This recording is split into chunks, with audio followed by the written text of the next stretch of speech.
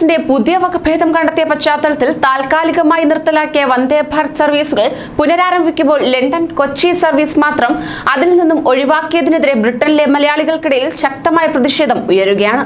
യുകെയിലെ മലയാളികൾക്ക് ഇരുട്ടടിയായെത്തിയ തീരുമാനം പുനഃപരിശോധിക്കണമെന്നും സർവീസ് ഉടൻ പുനരാരംഭിക്കണമെന്നും ആവശ്യപ്പെട്ട പ്രധാനമന്ത്രിക്കുൾപ്പെടെ നിവേദനം നൽകാൻ ഒരുങ്ങുകയാണ് ബ്രിട്ടനിലെ പ്രവാസി സമൂഹം. ലണ്ടൻ കൊച്ചി സർവീസ് ഉടൻ തുടങ്ങണമെന്നാവശ്യപ്പെട്ട് ഓവർസീസ് ഫ്രണ്ട്സ് ഓഫ് BJPയുടെ യുകെയിലെ നേതാവ് സുഭാഷ് ശശിധരൻ നായർ തുടക്കം കുറിച്ച ഓൺലൈൻ പെറ്റീഷനിൽ 5 മണിക്കൂറിനുള്ളിൽ 1000-ലധികം ആളുകളാണ് ഒപ്പിട്ടിരിക്കുന്നത്. യുകെയിലെ മലയാളികൾ സൈൻ ചെയ്യുന്ന ഈ പരാതി പ്രധാനമന്ത്രിക്ക് കൈമാറി ജനങ്ങളുടെ വികാരം അറിയിക്കുന്നതായിരിക്കും. നരേന്ദ്രമോദിക്ക് പുറമെ കേന്ദ്ര വ്യോമയാന മന്ത്രാലയം, എയർ ഇന്ത്യ, കേന്ദ്ര വ്യോമയാന മന്ത്രി ഹർദീപ് സിംഗ് പുരി, കേന്ദ്ര വിദേശകാര്യ സഹമന്ത്രി വി മുരളീധരൻ, മുഖ്യമന്ത്രി പിണറായി വിജയൻ എന്നിവർക്കും പരാതി നൽകുന്നതാണ്.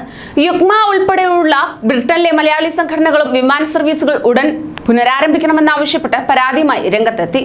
അതേസമയം കോവിഡിന്റെ വകഭേദം സൃഷ്ടിച്ച പുതിയ സാഹചര്യത്തിലായിരുന്നു ലണ്ടൻ കൊച്ചി ഡയറക്ട് വിമാന സർവീസ് ഉൾപ്പെടെ ഇന്ത്യയിൽ നിന്നുള്ള എല്ലാ വിമാന സർവീസുകളും 2 ആഴ്ച മുമ്പ് കേന്ദ്ര സർക്കാർ വിലക്ക് കൽപ്പിച്ചത്.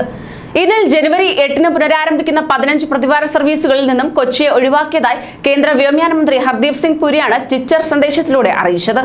നിലവിലെ തീരുമാനപ്രകാരം ജനുവരി 23-ന് ശേഷം മാത്രമേ കൊച്ചിയിൽ നിന്നും നേരിട്ടുള്ള സർവീസ് പുനരാരംഭിക്കാൻ എന്തെങ്കിലും സാധ്യതയുള്ളൂ എന്ന് അധികൃതർ വ്യക്തമാക്കി. ഇക്കാര്യത്തിലും അവ്യക്തത തുടരുന്നത് പ്രവാസികളെ ആശങ്കയിലായിരുന്നു. അതായത് മറ്റ് ദക്ഷിണേന്ത്യൻ സ്ഥാപനങ്ങളിലെ വിമാനത്താവളങ്ങളുടെ സമ്മർദ്ദമോ ഗൾഫിലെ വിമാന കമ്പനികളുടെ സ്വാധീനമോ ഈ തീരുമാനത്തിന് പിന്നിലുണ്ടോ എന്ന സംശയമാണ് ബ്രിട്ടനിലെ മലയാളികൾക്ക് ഉള്ളത്.